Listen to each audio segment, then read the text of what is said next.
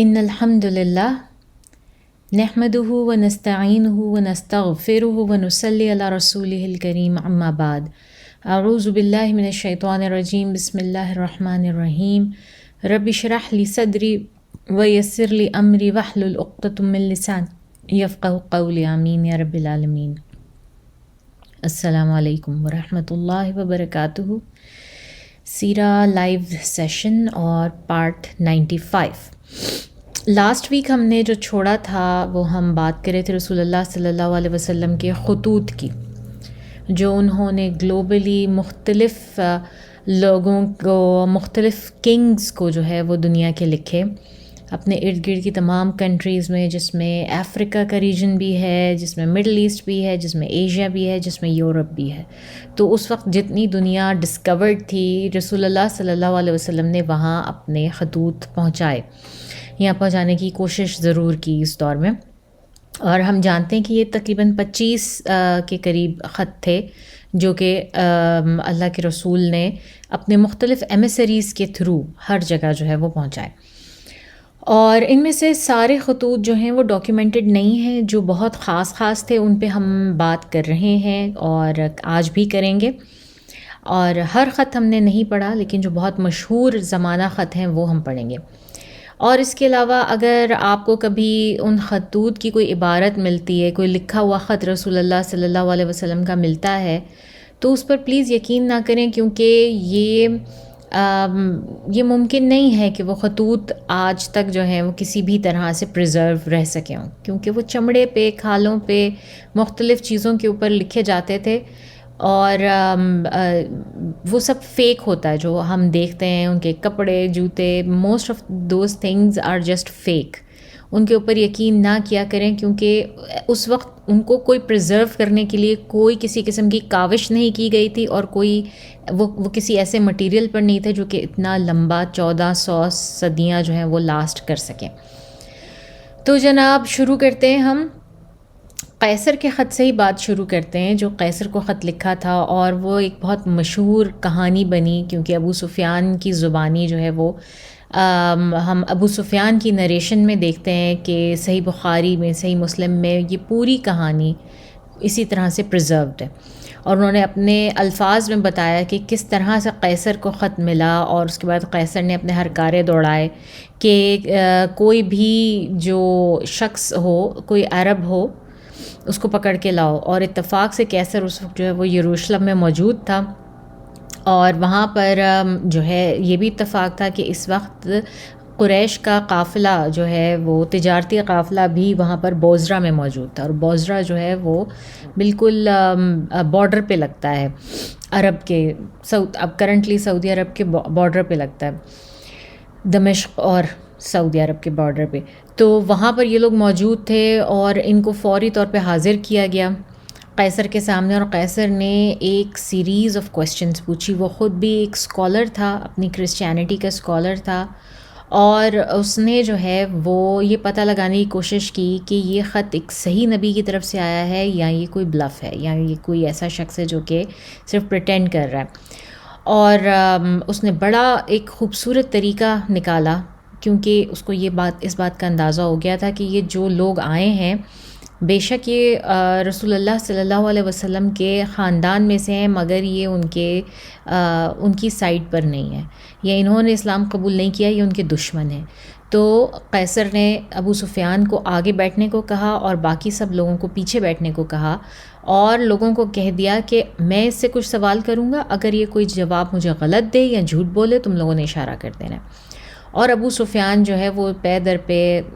قیصر کے سوالوں کے جواب دیتے رہے، اور ابو سفیان خود کہتے ہیں کہ مجھے بالکل کچھ اپنی طرف سے کہنے کا موقع ہی نہیں ملا، اس کے سوائے اس کے کہ میں صرف اور صرف اتنا سا کہہ سکا کہ جو ہے اب بھی آج کل ہم لوگ ایک معاہدے میں چل رہے ہیں، اور اب ہم دیکھتے ہیں کہ وہ کیا کرتے ہیں، ہمارے ساتھ یہ معاہدہ توڑ دیتے ہیں یا اچھی طرح سے اس معاہدے کو نبھاتے ہیں، دیٹس اٹ۔ اور اس کے بعد ہم دیکھتے ہیں کہ قیصر کو جو ہے وہ اس بات کا اندازہ ہو جاتا ہے کہ یہ رسول اللہ صلی اللہ علیہ وسلم بالکل صحیح نبی اور رسول ہیں، اللہ کے بھیجے ہوئے ہیں، اور وہ مشورہ کرتا ہے اپنے درباریوں سے، اور ان کو دعویٰ دیتا ہے لٹرلی، اور وہ لوگ سب اپنی آوازیں بلند کرنا شروع کرتے ہیں، اور اس موقع پر ابو سفیان کو اور ان کے جو ساتھی ہوتے ہیں ان کو باہر نکل جانے کا کہہ دیا جاتا ہے۔ یہ لوگ باہر نکل آتے ہیں، اور باہر نکلتے ہوئے پہلے تو ابو سفیان کامنٹ کرتے ہیں کہ ابو کبشہ کے بیٹے کا معاملہ جو ہے وہ اتنا بڑھ چکا ہے کہ قیصر بھی اس سے ڈرتا ہے۔ اب تو مجھے یقین ہو چلا ہے کہ ابو کبشہ کے بیٹے کا معاملہ جو ہے نا وہ پوری طرح سے دنیا میں پھیل کر رہے گا۔ ابو کبشہ کے بارے میں ہم نے ڈیٹیل میں بات کی تھی، آپ پچھلی ویڈیو میں سنیے گا کہ وہ کون ہے۔ اور اس کے بعد ابو سفیان کہتے ہیں کہ واللہ یہ وہ موقع تھا کہ اگر مجھے یہ خوف نہ ہوتا کہ میرے جو ساتھی ہیں وہ مجھے جھوٹا کہیں گے، تو میں اس روز، یہ وہ دن تھا کہ جس روز میں یقیناً جھوٹ ضرور بولتا، رسول اللہ صلی اللہ علیہ وسلم کے بارے میں ضرور جھوٹ کہتا، لیکن اس بات کا ڈر تھا کہ مجھے میرے ساتھی جو ہیں وہ جھوٹا کہیں گے۔ اور اگر چلیں بالفرض وہ جھوٹا اس وقت نہ بھی کہتے، وہ سب کے سبھی مسلمان نہیں تھے جو آئے تھے ابو سفیان کے ساتھ، اور وہ اپنے لیڈر کی بات رکھ بھی لیتے، تو بہت ممکن تھا کہ وہ واپس جا کے چیمنگ گویاں کرتے کہ ہمارا لیڈر جو ہے وہ تو ڈس آنیسٹ ہے، اس نے تو اس موقع پر جھوٹ بولا تھا، تو کیا پتہ اس نے کسی اور موقع پہ بھی ہم سے بھی جھوٹ بولا، کیونکہ ہم نے بار بار یہ بات کی ہے کہ اور کوئی برائی، لاکھ برائیاں صحیح قریش کے لوگوں میں، عربس میں، لیکن ان میں جھوٹ بولنے کی برائی نہیں تھی۔ ان میں جھوٹ کو بہت بہت برا سمجھا جاتا تھا، اور کسی سردار کے لیول پر، ایک ایسا شخص جو کہ ایک سردار کی گدی پر بیٹھا ہوا ہے، اس کے لیے جھوٹ بولنا تو بالکل ایسا تھا کہ جیسے اپنے آپ کو قتل کرنے کے مترادف تھا، کیونکہ اس کو سوسائٹی بھی ایکسیپٹ نہ کرتی، اور اس کو خود معاشرہ جو عام خاندان ہے اس میں بھی ایکسیپٹ نہ کیا جاتا، تو جھوٹ اتنی بڑی برائی سمجھی جاتی تھی ان میں۔ ٹھیک ہے جناب، تو یہ تھوڑی سی میں نے ریوائز کر دیا۔ اب ہم آگے چلتے ہیں، آگے ہم ایک اور خط دیکھتے ہیں رسول اللہ صلی اللہ علیہ وسلم کو، جو کہ مقوقس کو لکھا انہوں نے، اور مقوقس کون تھا یہ بھی ٹائٹل ہے، اور یہ ایجپٹ کا، مصر کا جو اس وقت بادشاہ تھا، یہ اس کا ٹائٹل تھا مقوقس۔ تو ایک اور سٹوری میں رسول صلی اللہ علیہ وسلم نے یہ خط جو ہے وہ ایک صحابی جن کا نام تھا حاطب ابن بلتہ، حاطب ابن البلتہ، ان کو مقوقس کی طرف روانہ کیا، جو کہ ایجپٹ کا کنگ تھا، اور اس وقت ایجپٹ کو اسکندریہ بھی کہا جاتا ہے۔ ٹھیک ہے، اس دور میں اس وقت اس کو اسکندریہ کے نام سے جانا جاتا تھا، مصر اس کو ہم بعد میں نام ملتا ہے۔ جب اسکندریہ کے لیڈر کو یا کنگ کو جو ہے یہ خط ملتا ہے، تو وہ اس کو چومتا ہے اور اپنی آنکھوں سے لگاتا ہے، اور رسول صلی اللہ علیہ وسلم کا جو وفد آیا ہے، جو ان کا ایمیسری آیا تھا، اس کو پرسنلی بہت اچھی طرح سے ہوسٹ کرتا ہے، اس کو بڑی عزت دیتا ہے، بڑا مقام دیتا ہے، بڑی اس کی آؤ بھگت کرتا ہے، اور جاتے ہوئے اس کے ساتھ رسول صلی اللہ علیہ وسلم کے لیے خط اور تحفے تحائف بھیجتا ہے۔ تو اس سے اندازہ ہمیں یہی ہوتا ہے کہ مقوقس نے جو رسول صلی اللہ علیہ وسلم کا خط جو ہے اس کو ایکسیپٹ کر لیا، اور جو رسول صلی اللہ علیہ وسلم کو خط جو تحائف بھیجے، ان میں مشہور ترین تحفہ جو رسول صلی اللہ علیہ وسلم کو ملا وہ تھا ماریہ قبطیہ۔ اس نے ایک بہت ہی، جو کہ رسول صلی اللہ علیہ وسلم کے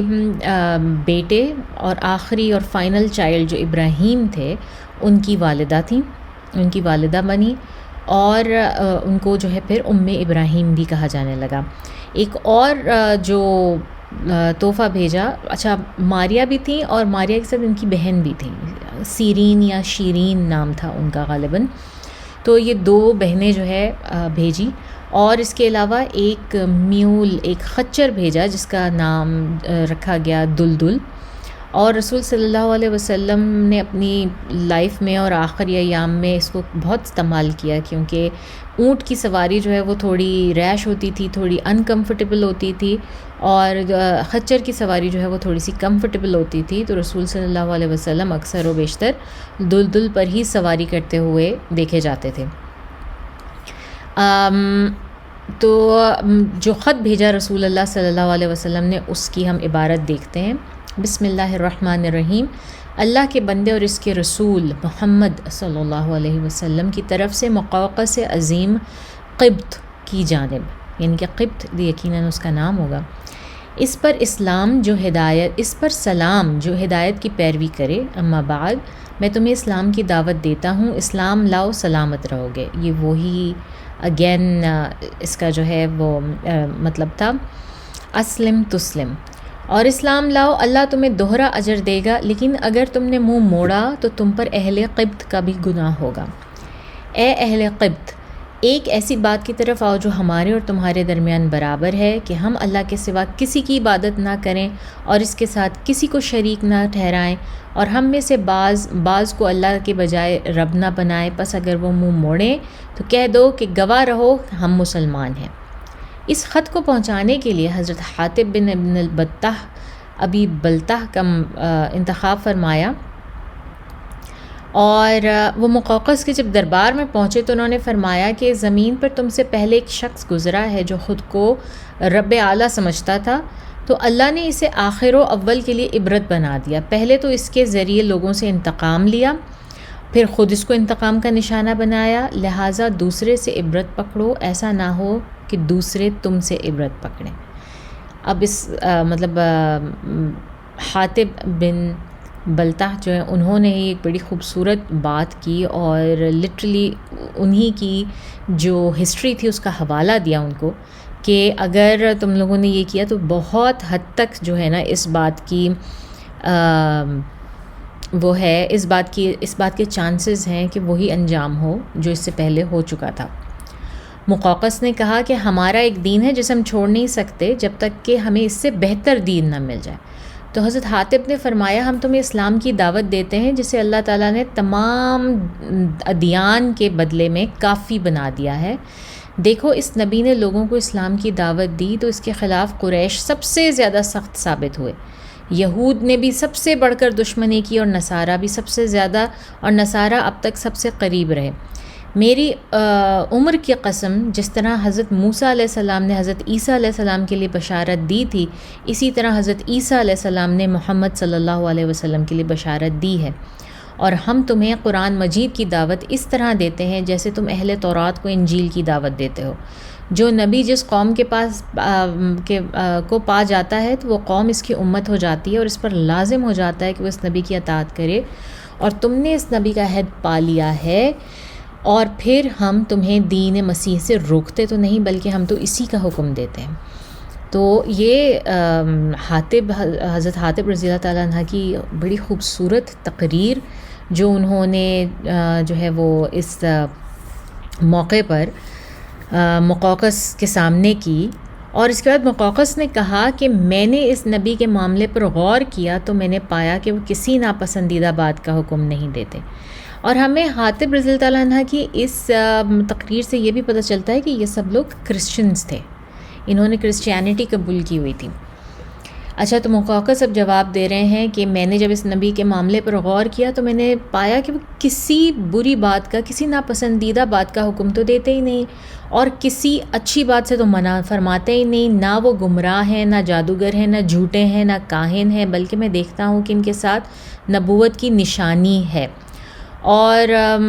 وہ پوشیدہ کو نکالتے ہیں اور سرگوشی کی خبر دیتے ہیں، یعنی کہ غیب کی خبریں بھی دیتے ہیں، اور میں مزید غور کروں گا۔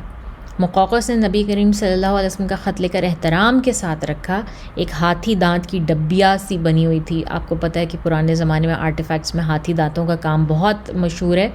تو اس کے اندر اس نے رکھا اور اپنی مہر لگا کر اپنی ایک لونڈی کے حوالے اپنا جو ہے وہ خط کیا، اور پھر عربی لکھنے والے کاتب کو بلا کے رسول صلی اللہ علیہ وسلم کی خدمت میں ایک خط روانہ کیا۔ تو اب مقوقس کا خط کیا تھا؟ بسم اللہ الرحمن الرحیم، محمد بن عبداللہ صلی اللہ علیہ وسلم کے لیے مقوقس عظیم قبط کی طرف سے، آپ صلی اللہ علیہ وسلم پر سلام، اما بعد میں نے آپ کا خط پڑھا اور اس میں آپ کی ذکر کی ہوئی بات اور دعوت کو سمجھا۔ مجھے معلوم ہے کہ ابھی ایک نبی کی آمد باقی ہے، میں سمجھتا تھا کہ وہ شام سے نمودار ہوں گے۔ میں نے آپ کے قاصد کا اعزاز و اکرام کیا، آپ کی خدمت میں 2 لونڈیاں بھیج رہا ہوں جنہیں قبطیوں میں بڑا مقام حاصل ہے، اور کپڑے بھیج رہا ہوں اور آپ کی سواری کے لیے ایک خچر بھی ہدیہ کر رہا ہوں اور آپ پر سلام۔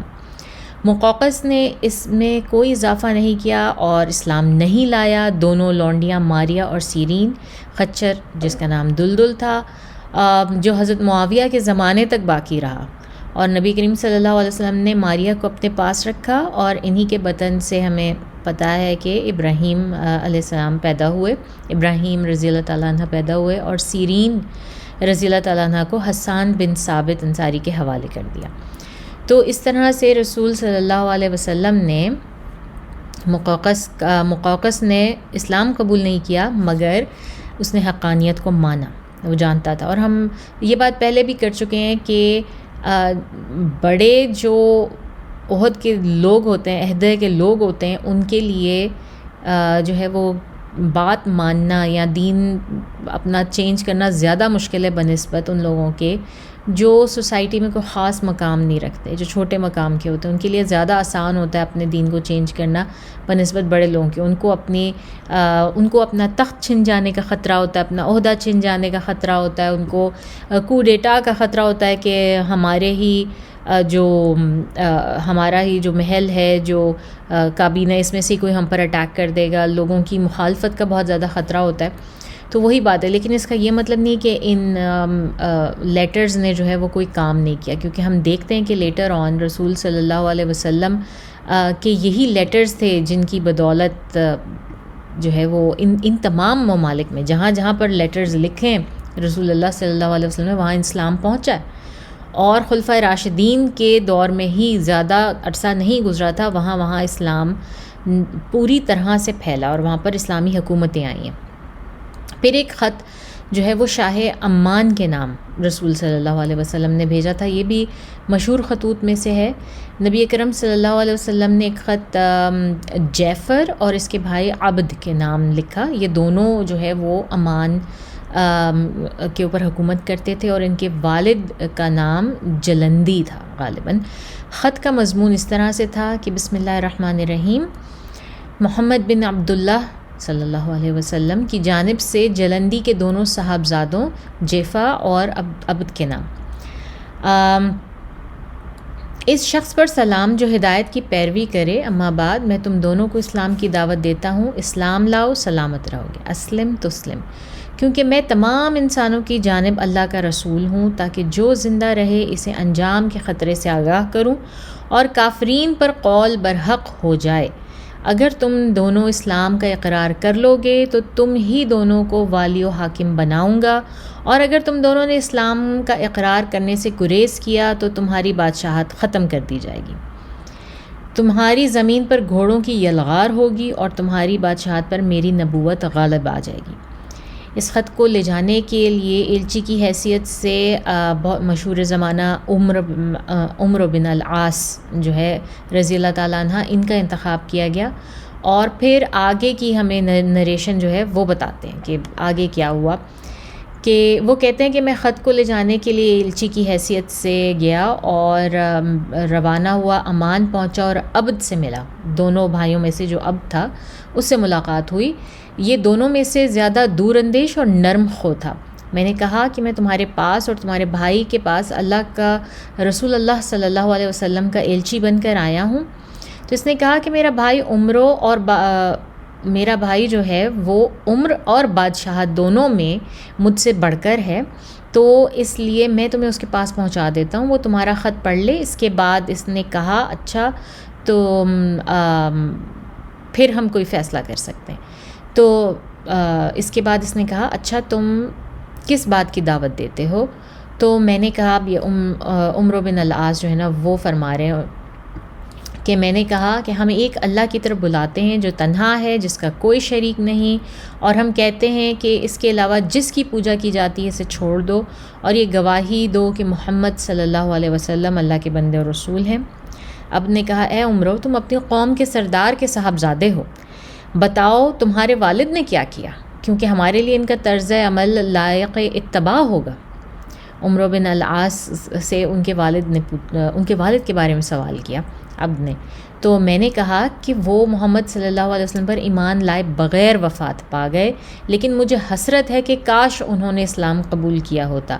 اور آپ صلی اللہ علیہ وسلم کی تصدیق کی ہوتی، اور میں خود بھی انہی کی رائے پر تھا، لیکن اللہ نے مجھے اسلام کی طرف ہدایت دی۔ پھر اب نے کہا کہ تم نے کب ان کی پیروی شروع کی؟ میں نے کہا ابھی جلدی، کچھ ہی عرصہ ہوا ہے۔ تو اس نے دریافت کیا تھا کہ تم کس جگہ اسلام لائے؟ میں نے کہا کہ میں نجاشی کے پاس تھا اور بتلایا کہ نجاشی، اور پتہ چلا کہ نجاشی بھی مسلمان ہو چکا ہے۔ تو اب نے پوچھا اس کی قوم نے بھی اس کی بادشاہت کا کیا کیا پھر؟ تو میں نے کہا اس نے اسے برقرار رکھا اور اس کی پیروی کی۔ تو پھر اس نے کہا کہ اس قفوں اور راہبوں نے بھی اس کی پیروی کی۔ آئی ڈونٹ نو یہ پہلا ورڈ کیا ہے، کہ راہبوں نے بھی اس کی پیروی کی۔ میں نے کہا ہاں۔ اب نے کہا اے عمرو دیکھو کیا کہہ رہے ہو، کیونکہ آدمی کی کوئی بھی خصلت جھوٹ سے زیادہ رسوا کن نہیں ہے، ٹھیک ہے نا۔ اب یہاں پر عبد کو بھی اسی بات کا اندیشہ ہے جو کہ وہاں پر قیصر کو تھا، اور وہ بھی اسی چیز کی طرف جو ہے اشارہ کر رہا ہے کہ دیکھو اسلام، مطلب ہمارے لوگوں میں بھی عام طور پہ اس چیز کی جھوٹ سے بڑھ کر جو ہے نا وہ کوئی بری خصلت نہیں ہے۔ میں نے کہا میں جھوٹ نہیں کہہ رہا ہوں اور نہ ہم اسے حلال سمجھتے ہیں۔ اب نے کہا میں سمجھتا ہوں ہرقل کو نجاشی کے اسلام لانے کا علم نہیں ہے۔ ہرقل یعنی کہ ہیراکلیس یعنی کہ قیصر روم۔ تو میں نے کہا کیوں نہیں؟ اب نے کہا تمہیں یہ بات کیسے معلوم ہو سکتی ہے؟ میں نے کہا نجاشی ہرقل کو خراج ادا کیا کرتا تھا، لیکن جب اس نے اسلام قبول کیا اور محمد صلی اللہ علیہ وسلم کی تصدیق کی تو بولا خدا کی قسم اب اگر وہ مجھ سے 1 درہم بھی مانگے گا تو میں نہ دوں گا۔ اور جب اس کی اطلاع ہرقل کو ہوئی تو اس کے بھائی یناق نے کہا کیا تم اپنے غلام کو چھوڑ دو گے کہ وہ تمہیں خراج نہ دے اور تمہارے بجائے ایک دوسرے شخص کا دین اختیار کر لے؟ تو ہرقل ہیراکلیس قیصر روم اس نے کہا کہ یہ ایک آدمی ہے جس نے ایک دین کو پسند کیا ہے اور کہ اسے اپنے لیے اختیار کر لے، تو اب میں اس کا کیا کر سکتا ہوں؟ خدا کی قسم اگر مجھے اپنی بادشاہت کی حرص نہ ہوتی تو میں بھی وہی کرتا جو اس نے کیا۔ اب ہمیں یہاں پہ اندازہ ہوتا ہے نا اس عبارت سے کہ ہیراکلیس کا دل بھی مائل تھا، مگر وہ اپنی بادشاہت کی حرص کی وجہ سے اس نے اسلام قبول نہیں کیا، اور اس نے نجاشی کی اس بات پہ بہت زیادہ فس بھی نہیں کریٹ کیا، بہت فساد بھی نہیں کیا، کیونکہ وہ خود بھی یہی چاہتا تھا بیسکلی۔ تو عبد نے کہا عمرو دیکھو تم پھر کیا کہہ رہے ہو؟ میں نے کہا واللہ میں سچ کہہ رہا ہوں۔ تو عبد نے کہا اچھا مجھے بتاؤ وہ کس بات کا حکم دیتے ہیں اور کس چیز سے منع کرتے ہیں؟ تو میں نے کہا وہ اللہ تعالیٰ کی اللہ عز و جل کی اطاعت کا حکم دیتے ہیں، اس کی نافرمانی سے منع کرتے ہیں، نیکی کا صلہ رحمی کا حکم دیتے ہیں، ظلم و زیادتی، زناکاری، شراب نوشی، پتھر بت اور صلیب کی عبادات سے منع کرتے ہیں۔ اب نے کہا یہ کتنی اچھی بات ہے جس کی طرف وہ بلاتے ہیں، اگر میرا بھائی بھی اس بات پر مطابقت کرتا تو ہم لوگ سوار ہو کر چل پڑتے، یہاں تک کہ محمد صلی اللہ علیہ وسلم پر ایمان لاتے اور ان کی تصدیق کرتے، لیکن میرا بھائی اپنی بادشاہت کا اس سے کہیں زیادہ حریص ہے کہ اس سے چھوڑ کر جو ہے وہ کسی کا تابع فرما بردار بن جائے۔ تو میں نے کہا اگر وہ اسلام قبول کر لے تو رسول اللہ صلی اللہ علیہ وسلم اس کی قوم پر اس کی بادشاہت کو برقرار رکھیں گے، اور البتہ ان کے مالداروں سے صدقہ لے کر فقیروں پر تقسیم کریں گے۔ اب نے کہا یہ تو بڑی اچھی بات ہے، اچھا بتاؤ یہ صدقہ کیا ہے؟ تو جواب میں نے مختلف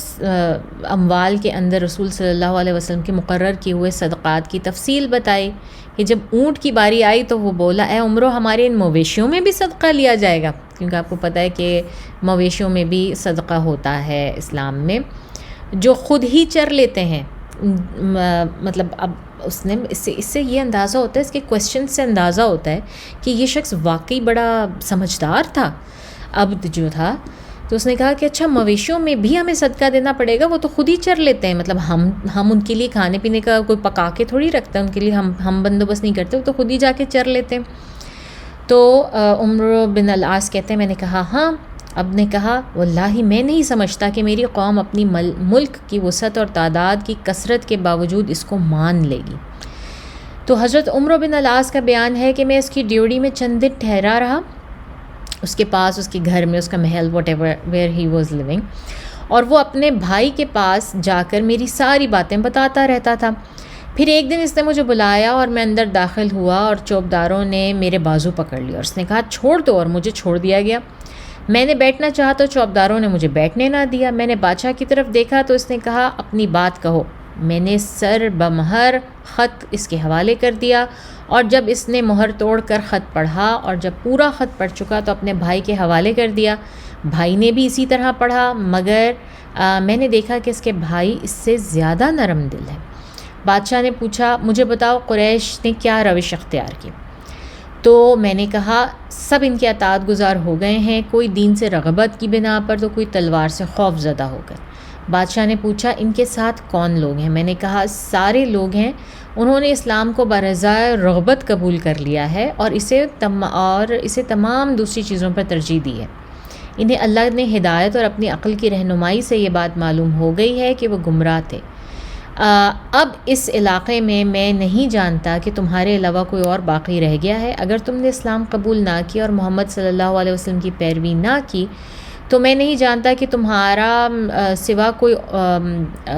کہ تمہیں سوار رسول صلی اللہ علیہ وسلم کے سوار رون ڈالیں گے اور تمہارے ہریالی کا صفایا کر دیں گے، اور اس لیے اسلام قبول کر لو، سلامت رہو گے، اور رسول اللہ صلی اللہ علیہ وسلم تم کو تمہاری قوم کا حکمران بنا دیں گے. تم پر نہ سوار داخل کریں گے نہ پیادے. بادشاہ نے کہا مجھے آج چھوڑ دو، کل آؤ. اس کے بعد میں اس کے بھائی کے پاس واپس آ گیا. اس نے کہا عمرو مجھے امید ہے اگر بادشاہت کی حرص غالب نہ آئی تو وہ اسلام قبول کر لے گا. دوسرے دن پھر بادشاہ کے پاس گیا لیکن اس نے اجازت دینے سے انکار کر دیا. اس لیے میں اس کے بھائی کے پاس آ گیا اور بتلایا کہ بادشاہ تک میری رسائی نہیں ہو سکی. تو بھائی نے مجھے اس کے یہاں پہنچا دیا. اس نے کہا میں نے تمہاری دعوت پر غور کیا. اگر میں بادشاہت ایک ایسے آدمی کے حوالے کر دوں جس کے شاہ سوار یہاں پہنچے بھی نہیں تو میں عرب میں سب سے کمزور سمجھا جاؤں گا، اور اس کے شاہ سوار یہاں پہنچ آئے تو ایسا رن پڑے گا کہ انہیں کبھی اس سے سابقہ نہ پڑا ہوگا. میں نے کہا اچھا تو پھر میں کل واپس جا رہا ہوں. عمرو بن العاص کہتے ہیں یعنی کہ اس نے سوچ کے یہ جواب دیا کہ بھائی اگر میں ایسے بیٹھا جو ہے وہ قبول کر لیتا ہوں یہ دعوت تو لوگ سمجھیں گے کہ میں تو بہت ہی کمزور ہوں اور میں تو کوئی ریٹیلیٹ ہی نہیں کیا، میری تو کوئی عزت ہی نہیں ہے، اور اگر وہ آ گئے ادھر تو پھر ہم ایسا مقابلہ کریں گے کہ انہوں نے کبھی دیکھا ہی نہیں ہوگا. وہی بات ہے جو رسول صلی اللہ علیہ وسلم کی فوجوں سے جو ہے وہ بھیڑنے والے تمام کفار نے جو کہا تھا وہی تھا بالکل. لیکن اس کو یہ بات نہیں معلوم تھی کہ نبوت جو ہے وہ جب اللہ تعالیٰ کسی کے حوالے کرتے ہیں اور کسی نبی نے حملہ کرنا ہوتا ہے تو اس سے آپ مقابلہ نہیں کر سکتے، نبی نے ہی غالب آنا ہوتا ہے. اور یہ بات قیصر روم کو ہم دیکھتے ہیں معلوم تھی، یہ بات نجاشی کو معلوم تھی، یہ بات مقوقس کو معلوم تھی، اور انہوں نے اکارڈنگلی جو ہے وہ رسول صلی اللہ علیہ وسلم کے خطوط کا جواب دیا. جس نے نہیں دیا وہ کسرا تھا،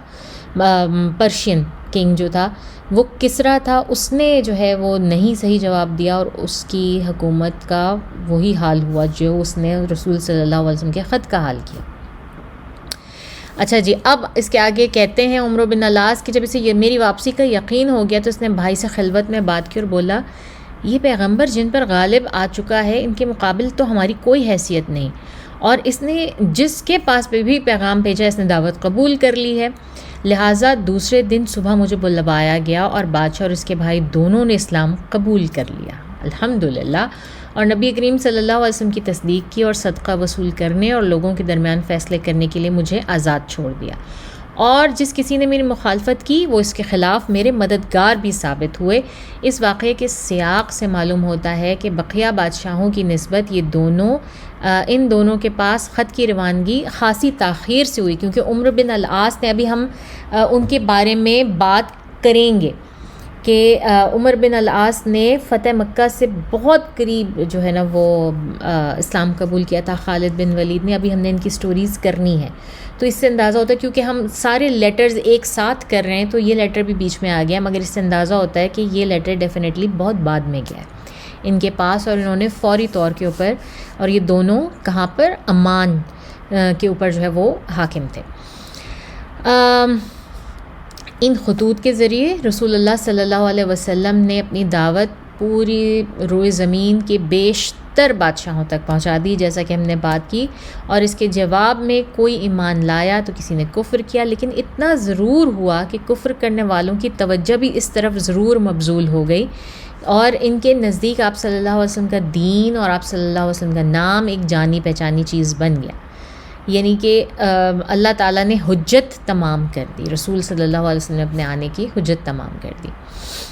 اچھا جی، پھر ایک خط اور بھی ہے ہم دیکھتے ہیں، جو کہ اس وقت بحرین کا جو حاکم تھا منذر بن ساوی، اس کے نام بھی رسول صلی اللہ علیہ وسلم نے لکھ کے بھیجا اور اسے بھی دعوت دی، اور اس خط کو لے کر حضرت اللہ بن الحضرمی رضی اللہ تعالیٰ عنہ جو ہے وہ لے کر گئے، اور رسول صلی اللہ علیہ وسلم نے اس کے خط میں بھی وہی لکھا اور اس کو بالکل اسی طرح سے دعوت دی، اور انہوں نے پڑھ کر سنایا خط، اور جواب میں منظر ساوی نے رسول صلی اللہ علیہ وسلم کو لکھا کہ اما بعد، اے اللہ کے رسول، میں نے آپ کا خط اہل بحرین کو پڑھ کر سنا دیا، بعض لوگوں نے اسلام کو محبت اور پاکیزگی کی نظر سے دیکھا اور حلقہ بگوش اسلام ہو گئے، اور بعض نے پسند نہیں کیا، اور میری زمین میں یہود اور مجوس بھی ہیں، لہٰذا آپ صلی اللہ علیہ وسلم ان کے بارے میں بھی اپنا حکم صادر فرما دیجئے۔ تو پھر دوبارہ رسول صلی اللہ علیہ وسلم نے ان کو ایک اور خط لکھا، جس میں لکھا کہ محمد صلی اللہ علیہ وسلم رسول اللہ کی جانب سے منظر ساوی کی طرف تم پر سلام ہو، اور تمہارے ساتھ اللہ کی حمد کرتا ہوں جس کے سوا کوئی لائق عبادت نہیں، اور میں شہادت دیتا ہوں کہ محمد صلی اللہ علیہ وسلم اس کے بندے اور رسول ہیں۔ اما بعد، میں تمہیں اللہ عز و جل کی یاد دلاتا ہوں، یاد رہے کہ جو شخص بھلائی اور خیر خواہی کرے گا وہ اپنے ہی لیے کرے گا، اور جو شخص میرے قاصدوں کی اطاعت کرے گا اور ان کے حکم کی پیروی کرے گا اس نے میری اطاعت کی، اور جو ان کے ساتھ خیر خواہی کرے گا اس نے میرے ساتھ خیر خواہی کی، اور میرے قاصدوں نے تمہاری اچھی تعریف کی ہے، اور میں نے تمہاری قوم کے بارے میں تمہاری سفارش قبول کر لی ہے، لہٰذا مسلمان جس حال پر ایمان لائے ہیں انہیں اس پر چھوڑ دو، اور میں نے خطا کاروں کو معاف کر دیا ہے، لہٰذا ان سے قبول کر لو، اور جب تک تم اصلاح کی راہ لہٰذا ان سے خراج قبول کر لو، اور جب تک تم اصلاح کی راہ اختیار کرتے رہو گے ہم تمہیں تمہارے عمل سے معزول نہ کریں گے، تمہارے عمل سے یعنی کہ تمہارے عہدے سے معزول نہ کریں گے، اور جو یہودیت یا مجوسیت پر قائم ہے ان پر جزیہ ہے۔ تو یہ خط جو ہے وہ اس طرح سے ہم دیکھتے ہیں کہ بحرین یعنی کہ جزیرہ نما عرب میں جو ہے نا تمام تر لوگ وہ ایمان لے آئے تھے، اور یہ سارے وہ لوگ تھے کہ جس کو کہتے ہیں نا کہ رسول اللہ صلی اللہ علیہ وسلم نے وہ 3 بازو تھے نا جزیرہ نما عرب میں، ایک تو قریش تھا، ایک یہودی تھے، اور ایک یہ پیگنز تھے جو چھوٹے چھوٹے قبائل تھے یا اس طرح چھوٹی چھوٹی حکومتیں بنا کے رہ رہے تھے اپنے الگ الگ پروونسز میں، جن سے مسلمانوں کو بہت زیادہ خطرہ تھا۔ تو پہلا خطرہ تو جو ہے قریشیوں کے ساتھ جنگیں ہوئیں، اور اس کے بعد صلح حدیبیہ پر وہ خطرہ جو ہے وہ ٹل گیا کسی حد تک۔ دوسرے یہودیوں کو ہم نے دیکھا رسول اللہ صلی اللہ علیہ وسلم نے ان کے 3 قبیلے مدینہ سے نکالے اور ایک خیبر پر چڑھائی کی اور اس کے اوپر بھی قابض ہو گئے۔ تو یہ تیسرا جو ہے نا وہ بڑا خطرہ تھا مسلمانوں کو اس وقت عرب کے اندر کہ وہ ان قبائل سے تھا، یہ جو پیگن قبائلز تھے، رورل قبائلز تھے، ان سے تھا، اور وہ خطرہ بھی رسول صلی اللہ علیہ وسلم نے کچھ کے اوپر چڑھائی کر کے کیا اب ہم فوری طور پہ دیکھیں گے خیبر کے فوراً بعد رسول صلی اللہ علیہ وسلم نے کچھ غزوات بھی کیے اور کچھ سریات بھی بھیجے،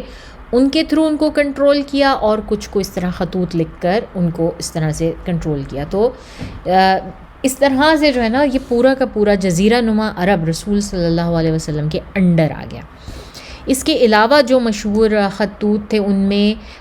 جو ہے مسلمہ کذاب کا جو قبیلہ تھا بنو حنیفہ، اس کو خط لکھا، اور انہوں نے بھی جو ہے وہ اس وقت جو ہے یہ مسلمہ کذاب جو ہے یہ نہیں تھا ان کا سردار، لیکن اس وقت کا جو سردار تھا انہوں نے ریجیکٹ کیا رسول اللہ صلی اللہ علیہ وسلم کو بیسکلی، اور اسے کہا کہ ہم اس شرط پر جو ہے وہ ایمان لائیں گے، اس شرط پر اسلام قبول کریں گے کہ رسول صلی اللہ علیہ وسلم جب اللہ تعالیٰ کو پیارے ہو جائیں، جب ان کی وفات ہو جائے تو وہ ان کی جو بادشاہت ہے وہ ہمیں ملے. آپ ہم سے اس بات کا معاہدہ کریں کہ ان کی بادشاہت جو ہے وہ ہمارے قبیلے کے اندر آئے گی، ہمیں ملے گی، تو پھر ہم آپ کو فالو کریں گے. اور یہ ہم دیکھ چکے ہیں، اس سے پہلے بھی جو ہے کافی لوگوں نے اس طرح کیا. اور ظاہر ہے رسول صلی اللہ علیہ وسلم نے اس چیز کو بالکل رد کر دیا اور بالکل جو ہے وہ بالکل منع فرما دیا کہ نہیں، ایسا تو ہرگز نہیں ہوگا، اور بادشاہت تو صرف اور صرف اللہ تعالیٰ کی ہے، اللہ تعالیٰ کے علاوہ تو کسی کی بادشاہت ہو ہی نہیں سکتی کہیں پر بھی.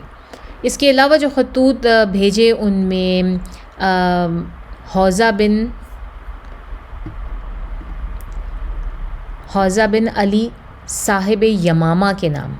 یمامہ جو جگہ ہے وہاں پر ان کا جو لیڈر تھا اس کا نام تھا حوزہ بن علی صاحب. اور حارث بن ابی شمر، یہ غسانی حاکم، یہ حاکم دمشق ہے، ٹھیک ہے نا، شمر، حارث بن ابی شمر،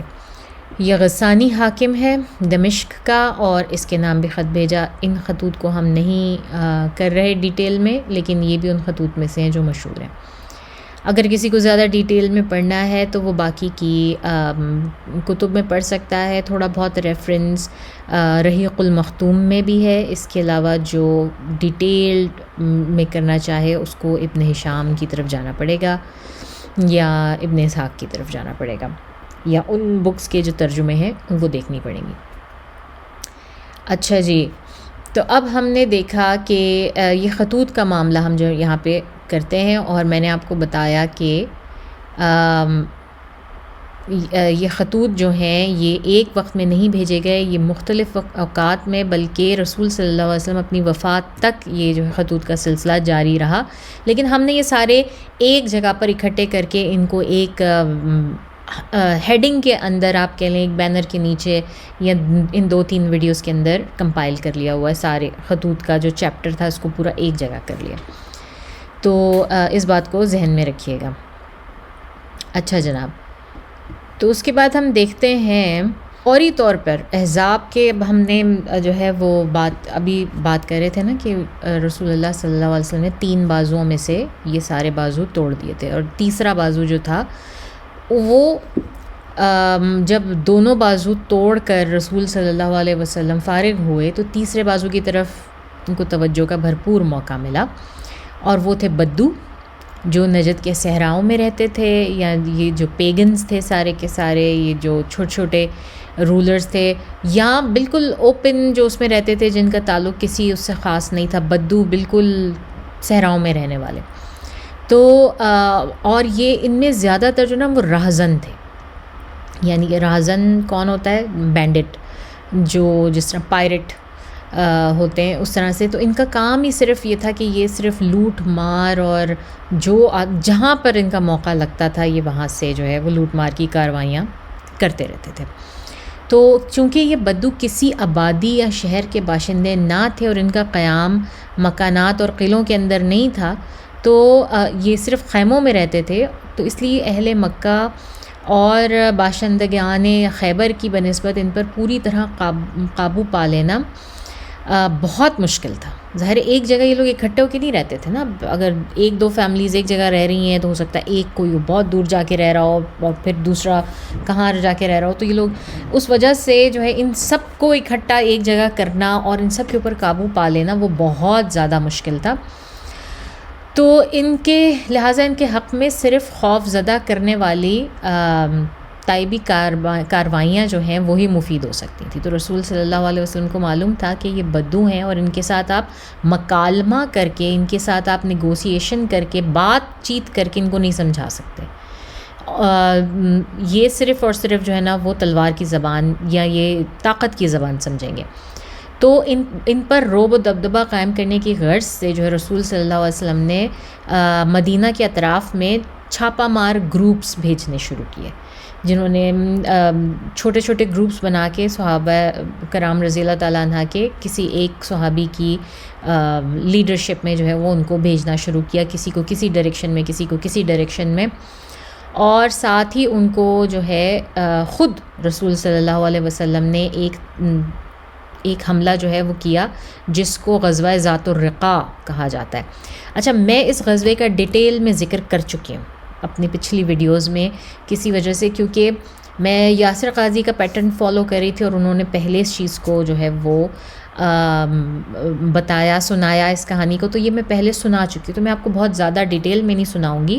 میں اس کو صرف ریوائز کروں گی اور یہ بھی بتاؤں گی کہ یہ اب اس موقع پر کیوں۔ تو اہل مغازی جو عام طور پر عالم ہیں،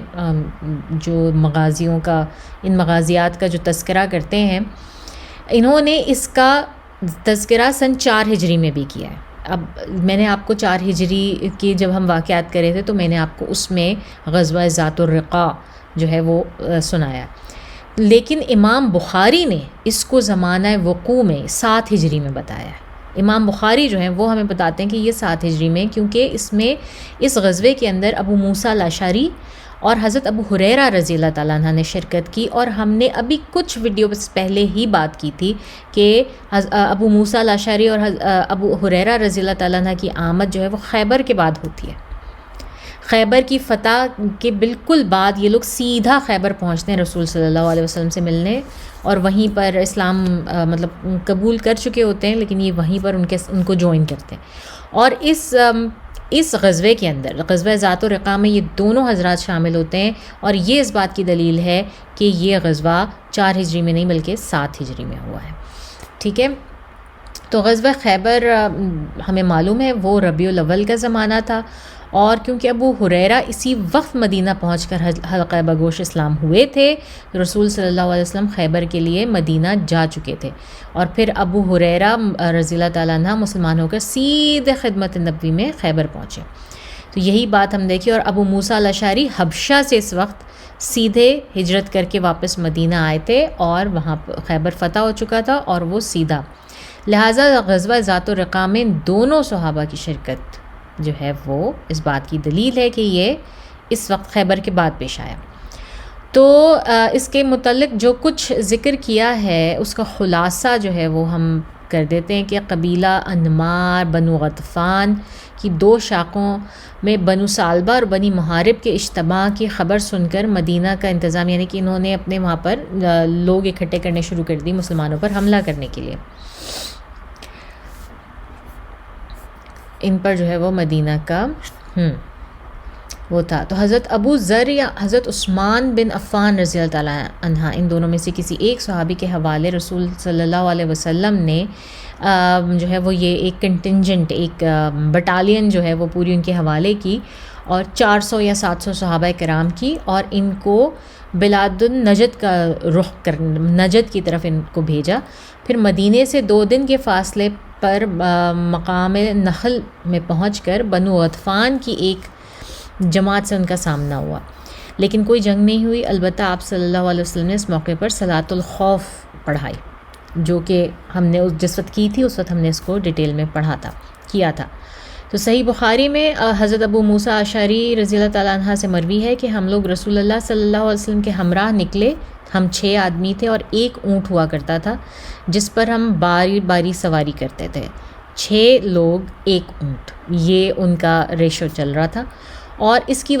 وجہ سے ہمارے قدم بالکل چھلنی ہو گئے تھے، میرے بھی پاؤں زخمی تھے اور ناخن جھڑ گیا، چنانچہ ہم لوگوں نے پاؤں پر چیتھڑے لپیٹنا شروع کر دیے، کپڑے کے چیتھڑے لپیٹ رہے تھے، اور اسی لیے اس کا نام جو ہے وہ ذات الرقاع یعنی کہ چیتھڑوں والا غزوہ پڑ گیا، کیونکہ ہم نے اس غزوے میں اپنے پاؤں پر چیتھڑے اور پٹیاں باندھ لی تھیں اور لپیٹ لی تھیں۔ اور صحیح بخاری میں حضرت جابر رضی اللہ تعالیٰ عنہ سے یہ روایت ہے کہ ہم لوگ ذات الرقاع میں نبی اکرم صلی اللہ علیہ وسلم کے ہمراہ تھے۔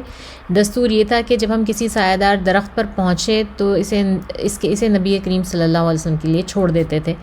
اور ایک بار نبی کریم صلی اللہ علیہ وسلم نے پڑاؤ ڈالا اور لوگ درخت کا سایہ حاصل کرنے کے لیے ادھر ادھر کانٹے دار درختوں کے درمیان بکھر گئے،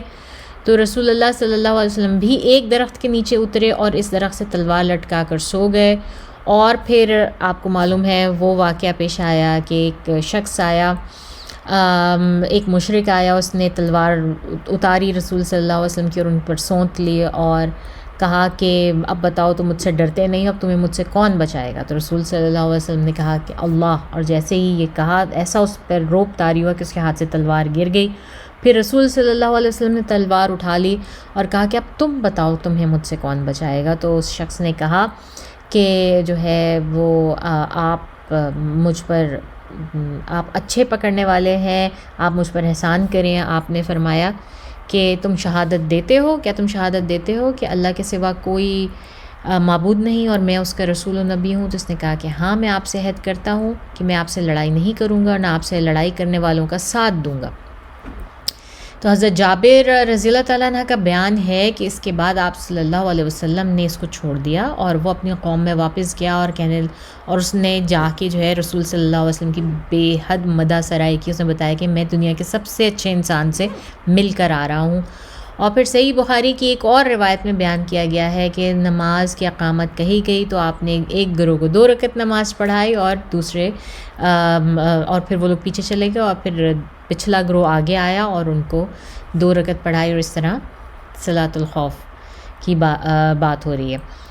تو یہ سب صحیح بخاری سے روایات ہیں جو میں آپ کو بتا رہی ہوں ابو عوانہ رضی اللہ تعالیٰ عنہ سے، اور انہوں نے ابو بشر سے روایت کیا ہے اور بتایا گیا ہے کہ اس آدمی کا نام غوث بن حارث تھا۔ ابن حجر کہتے ہیں کہ واقدی کے نزدیک اس واقعے کی تفصیلات میں یہ بھی بیان کیا گیا ہے کہ اس اعرابی کا نام دعثور تھا اور اس نے اسلام قبول کر لیا تھا، لیکن واقدی کے کلام سے ظاہر ہوتا ہے کہ یہ الگ الگ 2 واقعات ہیں جو 2 الگ الگ غزووں میں پیش آئے تھے۔ Again it's a history written in a way کہ ہمیں کنفیوژن ہوتی ہے اور پھر بعد میں پتہ چلتا ہے کہ یہ ایک نہیں 2 واقعات ہو سکتے ہیں، کیونکہ ہمارے پاس ظاہر ہے کہ اس وقت ہسٹری ریکارڈ کرنے کے کوئی ایسے طریقے نہیں تھے، ابھی کیلنڈر بھی نہیں بنا تھا، ترتیب نہیں دیا گیا تھا اسلام کا، مسلمانوں کا، تو یہ ساری کنفیوژن اکثر اس وجہ سے۔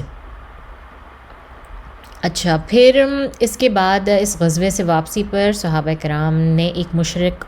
عورت کو گرفتار کر لیا۔ اس پر اس کے شوہر نے نظر مانی تھی کہ وہ اصحاب محمد صلی اللہ علیہ وسلم کے اندر ایک خون ضرور بہا کے رہے گا۔ اس عورت کا جو شوہر تھا اس نے نظر مان لی کہ میں یہ کام ضرور کروں، میں کسی ایک صحابی کی جان جو ہے وہ ضرور لے کے رہوں گا۔ Excuse me for the ہیکپس۔ چنانچہ وہ رات کے وقت آیا، رسول صلی اللہ علیہ وسلم نے دشمن سے مسلمانوں کی حفاظت کے لیے 2 آدمیوں کو عباد بن بشر اور عمار بن یاسر رضی اللہ تعالیٰ عنہ کو جو ہے پہرے پہ معمور رکھا تھا، اور یہ واقعہ بھی ہم جو ہے وہ کر چکے ہیں کہ یہ دونوں حضرات پہرا دے رہے تھے۔ عباد رضی اللہ تعالیٰ عنہ کھڑے ہو کے نماز پڑھنے لگے اور عمار بن یاسر جو ہے وہ بیسکلی جو ہے وہ لیٹ گئے۔ تو انہوں نے جو ہے وہ نماز کے دوران اس شخص نے جو ہے تیر چلایا اور عباد بن یاسر کو لگا اور انہوں نے تیر نکالا اور نماز جاری رکھی۔ پھر اس نے دوسرا تیر چلایا، تیسرا تیر چلایا اور انہوں نے نماز پھر بھی نہ توڑی اور سلام پھیر کر ہی فارغ ہوئے اور پھر اٹھایا عمار بن یاسر کو اور ان کو بتایا اور ان کو کہا۔ تو عمار بن یاسر نے ان سے پوچھا کہ آپ نے کیوں مجھے پہلے نہیں اٹھایا؟ تو انہوں نے کہا کہ میں ایک ایسی سورہ پڑھ رہا تھا کہ میرے دل نے گوارا ہی نہیں کیا کہ میں سورہ کو بیچ میں چھوڑ دوں یا میں نماز توڑ دوں تمہیں اٹھاؤں، تو میں بس وہ پڑھتا رہا، اس کو ختم کر کے ہی جو ہے میں نے اٹھایا۔ سبحان اللہ، کیا نمازیں تھیں اور کیا ان کا مطلب کیا کہا جائے نا کہ کس طرح سے انہوں نے اس چیز کو وہ کیا۔ اچھا، اس کے بعد غطفان کی ان قبائل نے اس غزوے کے بعد سر اٹھانے کی ہمت نہیں کی۔ پھر یہ جو چھوٹے چھوٹے جو لوگ تھے نا، بدو تھے، بلکہ ڈھیلے پڑتے یہاں تک کہ سپر انداز ہو گئے، یعنی کہ وہ بالکل آخر انہوں نے تسلیم کر لی، اپنی ہار تسلیم کر لی اور مسلمانوں کے انڈر آ گئے، اور انہیں غزوہ حنین کے مال غنیمت میں سے بھی حصہ بھی دیا گیا۔ تو حتیٰ کہ ان عراب کے کئی قبائل کو ہم فتح مکہ اور غزوہ حنین میں مسلمانوں کے ساتھ دیکھتے ہیں کہ یہ جو بدو تھے اور یہ جو اس طرح سے لوٹنے والے تھے مسلمانوں کو اور دوسرے لوگوں کو، سب عربس کو. یہ لٹیرے جو ہیں یہ بعد میں مسلمانوں کے ساتھ مل جاتے ہیں اور یہ بعد کی جو جنگیں اور غزوات ہیں ان میں شریک بھی ہوتے ہیں مسلمان، بلکہ ان کو مال غنیمت میں بھی ان کو حصہ دیا جاتا ہے. اور اس کے بعد جو ہے پھر فتح مکہ سے واپسی کے بعد ان کے پاس صدقات وصول کرنے کے لیے اسلامی حکومت کے عمال بھی بھیجے جاتے رہے اور وہ باقاعدہ اپنے صدقات ادا کرتے رہے. غرض اس حکمت عملی سے وہ تینوں بازو ٹوٹ گئے جو غزوہ خندق میں مدینہ پر حملہ آور ہوئے تھے، اور اس کی وجہ سے پورے علاقے میں امن و سلامتی کا دورہ ہو گیا. یعنی کہ ایٹ لیسٹ رسول صلی اللہ علیہ وسلم کے آخری اوائل میں جو ہے ہم دیکھتے ہیں کہ جسے کہتے ہیں نا کہ انٹائر عرب ایٹ لیسٹ اس نے اسلام قبول کر لیا and they start living happily ever after. تو یہ کہانی اگر ہم کہیں نا کہ بڑا خوبصورت اس کا انجام اللہ تعالیٰ نے کیا کہ رسول صلی اللہ علیہ وسلم کہاں سے نکلے اور انہوں نے اس پورے ریجن کے اوپر جو ہے وہ اسلام کو پھیلا دیا، عام کر دیا، اور اس کے بعد وہ تمام لوگ جو ہے وہ اسلام لے آئے اور وہاں سے ان کی ایک الگ ہی ہسٹری بننی شروع ہو گئی. ان کی اس سے پہلے جو چیز تھی وہ ختم ہو گئی اور اس کے بعد انہوں نے ایک سنہری باب کا جسے کہتے ہیں نا وہ دورہ ہوا، جو کہ امن و سلامتی کا. اور آج تک ہم دیکھتے ہیں، آج بھی ہم دیکھتے ہیں، مطلب ہم میں سے کتنے ایسے مسلمان ہیں، ہم سبھی کی خواہش ہے کہ ہم جا کے جزیرہ نما عرب میں رہیں یا کسی عرب کنٹری میں رہیں جو وہاں کے جو امن اور سکون وہاں پر آج بھی ہے وہ رسول صلی اللہ علیہ وسلم کا قائم کردہ ہے. تو وہ اس کے ہم سب شاہد ہیں، ہم سب گواہ ہیں. آج کا یہ حال ہے تو پھر اس وقت کس طرح سے وہ ہوا ہوگا. اور پھر اس کے بعد بعض قبائل نے بعض علاقوں میں جو شور و غل کیا اس پر مسلمانوں نے بڑی آسانی سے قابو پا لیا اس وقت. اور اس غزوے کے بعد بڑے بڑے شہروں اور ممالک کی فتوحات کا رستہ ہموار ہونا شروع ہوا، کیونکہ اس کے بعد اندرون ملک کے حالات جو ہیں وہ کمپلیٹلی انڈر کنٹرول آ گئے. اب رسول صلی اللہ علیہ وسلم نے باہر نکل کے غزوہ حنین، تبوک اور یہ سب کچھ جو ہے یہ اس کے بعد پیش آتے ہیں. تو یہ وہ غزوہ تھا جیسے کہ ہم بات کر چکے ہیں جو کہ خیبر کے بعد فتح مکہ سے پہلے یہ رسول صلی اللہ علیہ وسلم نے کیا. اور اس کے علاوہ چند سریات بھیجے. ہمیں معلوم ہے کہ سریات وہ کنٹنجنٹس، بٹالینز یا وہ چھوٹے چھاپہ مار گروپس ہیں جو رسول صلی اللہ علیہ وسلم بھیجا کرتے تھے جس میں خود شریک نہیں ہوتے تھے. اور شوال 7 ہجری تک مدینہ میں قیام فرمایا اس غزوے کے بعد، اور اس دوران متعدد سریات جو ہیں ان کو روانہ کیا رسول اللہ صلی اللہ علیہ وسلم نے. ٹھیک ہے، تو ان میں سے ایک جو ہے اس کی ہم بات کرتے ہیں جس کو ہم کہتے ہیں کانکوسٹ آف تیمہ یا وادی القریٰ. تو مدینہ آنے کے بعد جب رسول صلی اللہ علیہ وسلم نے یہ صحابہ کے چھوٹے چھوٹے کنٹنجنٹس بھیجے تو ان میں سے ایک کنٹنجنٹ جو ہے وہ بھیجا تیمہ کی طرف. تو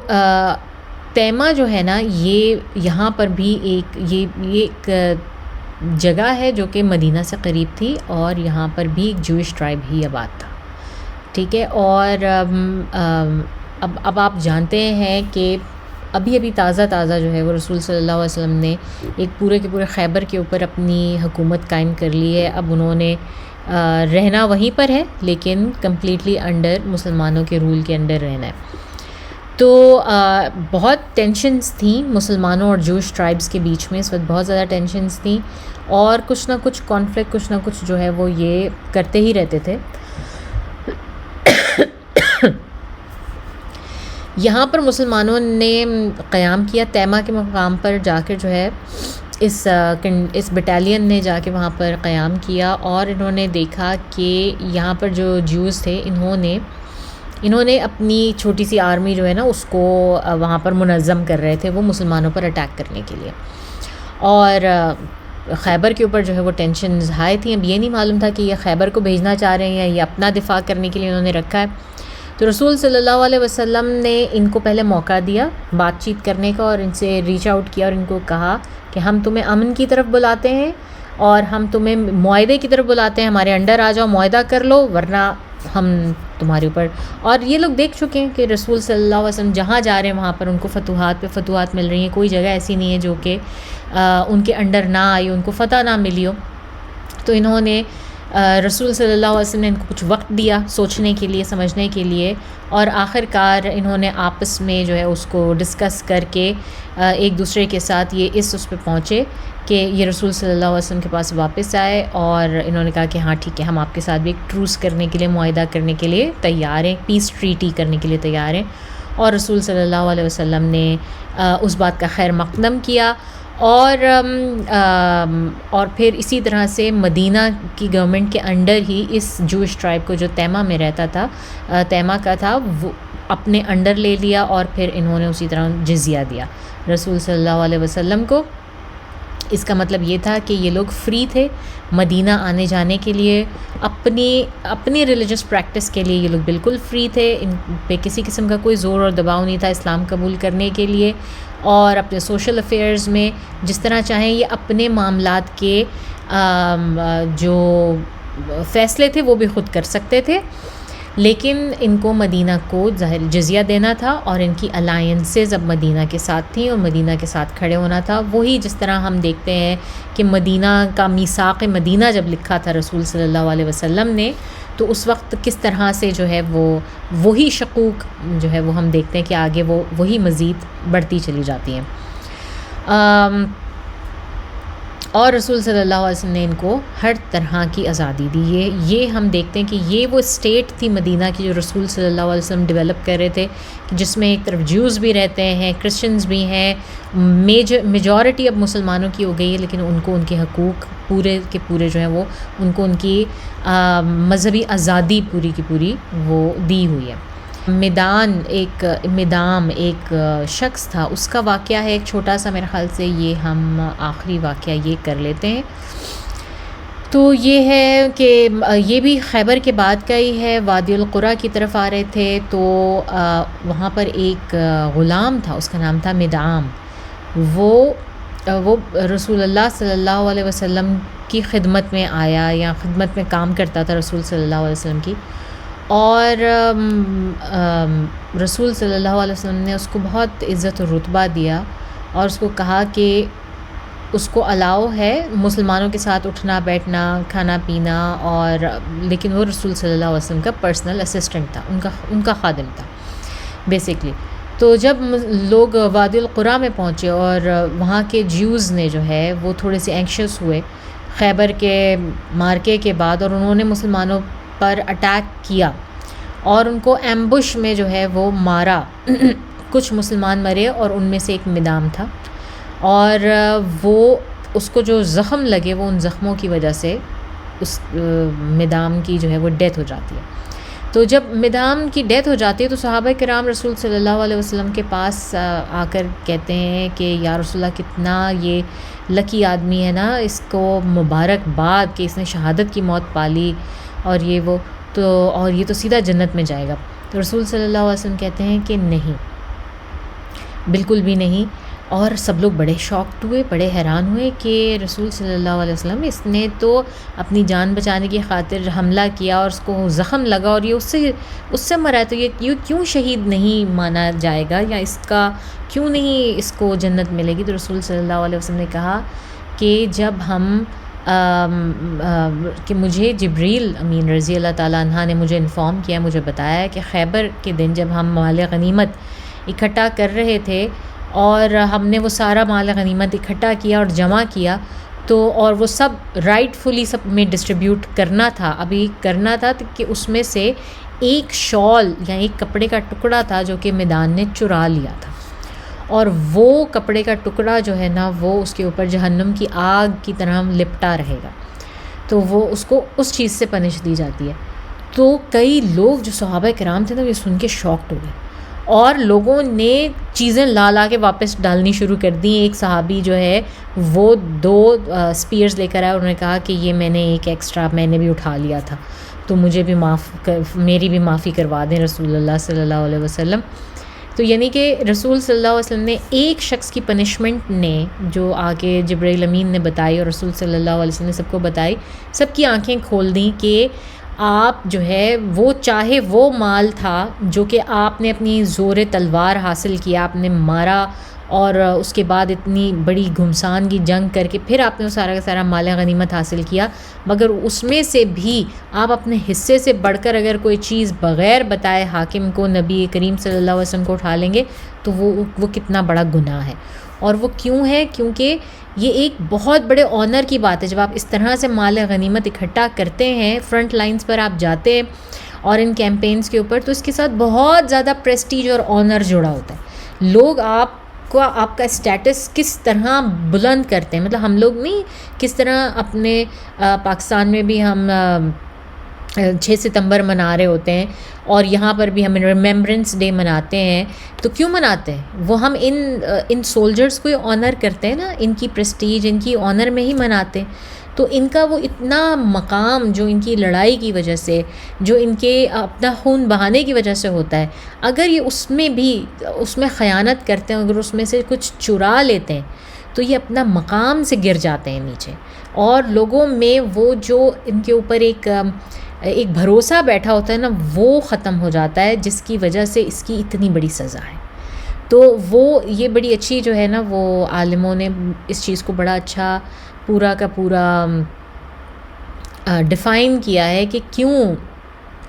حالانکہ انہوں نے شاید لڑکے چرائی اور ان کو چادر پسند آ گئی, انہوں نے اٹھا لی, تو اس کی سزا اتنی سخت کیوں کہ ان کو جنت میں نہیں بھیجا گیا, ان کو دوزخ میں رکھا جائے گا. تو اس کی بہت اچھی ایکسپلینیشن جو ہے نا وہ علماء نے دی ہے, اور وہ یہی ہے کہ جتنا زیادہ آپ کو آنر, رسپیکٹ اور جتنی زیادہ آپ کو پریسٹیج مل رہی ہے, اتنی ہی زیادہ جتنا زیادہ لوگ آپ کو ایڈمائر کرنا شروع کر دیتے ہیں یا آپ کے اوپر بھروسہ کرنا شروع کر دیتے ہیں, آپ کی اکاؤنٹیبلٹی اور رسپانسبلٹی اتنی بڑھ جاتی ہے, اتنی ہی زیادہ بڑھ جاتی ہے. آپ کے اوپر جتنا لوگ بھروسہ کر رہے ہیں, آپ اس کو توڑ نہیں سکتے آسانی سے. اور یہ بات میں سمجھتی ہوں کہ یہ ہم سب پر غالب آتی ہے, ان علماء پر بھی غالب آتی ہے جن کی بات کو لوگ آنکھیں بند کر کے مان رہے ہوتے ہیں, اور پھر یہ ان لوگوں پر بھی غالب آتی ہے جو ویلاگز بناتے ہیں, جو ویڈیوز بناتے ہیں, اور ان کی فالوئنگ بہت بڑھ جاتی ہے, اور جو ہے لوگ ان کو لٹرلی فالو کرنا شروع کر دیتے ہیں. تو جس طرح آپ کی جو ہے پریسٹیج بڑھتی جاتی ہے, اتنی ہی آپ کی اکاؤنٹیبلٹی اور رسپانسبلٹی بڑھتی جاتی ہے ان معاملوں میں. جس چیز کو ہرگز نہیں بھولنا چاہیے. سمیت میری کوئی ایسی فالوئنگ ہے نہیں, لیکن جتنی بھی ہے پھر بھی اس میں اپنی طرف سے اتنا ضرور کرنے کی کوشش کرتی ہوں کہ میری طرف سے کوئی غلط بات نہ پہنچے, کوئی غلط مشورہ کسی کو نہ ملے, اور یہ کہ میں انسان ہوں, غلطی کر سکتی ہوں, اور اپنی غلطی ہمیشہ مانوں گی. جہاں کہیں کوئی غلطی ہوگی تو میں ضرور مانوں گی, اور میں اس کو ہمیشہ کریکٹ کرنے کی کوشش کر سکتی ہوں. تو اب تک کے لیے ہم اتنا ہی رکھتے ہیں, آج کا یہاں پہ رکھتے ہیں, اور اس کے بعد نیکسٹ ایپیسوڈ میں, نیکسٹ پارٹ میں 96 جو ہوگا, ہم تھوڑی سی 1-2 اور سریات کی بات کریں گے, اور اس کے بعد ہم جمپ کریں گے ان واقعات, بہت مزے کے واقعات آنے والے ہیں, جس میں کہ حضرت خالد بن ولید کا اسلام قبول کرنا, حضرت عمر بن العاص نے کس طرح اسلام قبول کیا, یہ لوگ کس طرح آئے, اور پھر کیا پریپریشنز ہو رہی ہیں, اور رسول صلی اللہ علیہ وسلم نے عمرۃ القضاء ادا کیا, وہ بھی ہم نے دیکھنا ہے. تو یہ سب کچھ ہم انشاءاللہ نیکسٹ ویک کریں گے. اب تک کے لیے اتنا ہی. وآخر دعوانا ان الحمد للہ رب العالمین. سبحانک اللہم نشہد ان لا الہ الا انت نستغفرک ونتوب الیک. السلام علیکم ورحمۃ اللہ وبرکاتہ.